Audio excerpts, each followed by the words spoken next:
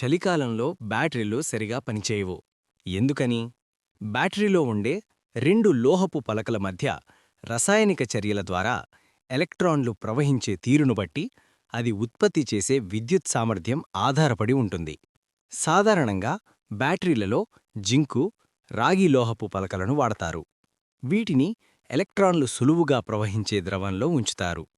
వీటి మధ్య జరిగే రసాయనిక చర్యల ఫలితంగా ఎలక్ట్రాన్ల ప్రవాహం మొదలై ఎక్కువ మోతాదులో రాగి పలకపైకి చేరుకుంటాయి. ఇవే బ్యాటరీని అనుసంధానం చేసిన విద్యుత్ వలయంలో కూడా ప్రవహిస్తాయి. చలికాలంలో, వర్షాకాలంలో వాతావరణంలో ఉండే చల్లదనం వల్ల ఉష్ణోగ్రత తగ్గి రసాయనిక చర్య వేగం మందగించడంతో బ్యాటరీలలో ఎలక్ట్రాన్ల ప్రవాహం తక్కువగా ఉంటుంది. ఆ పరిస్థితుల్లో వాటిని కొంచెం వేడి చేస్తే పరిస్థితి మెరుగుపడుతుంది. చలికాలంలో మోటారు వాహనాలు వెంటనే స్టార్ట్ కాకపోవడానికి కూడా ఇదే కారణం.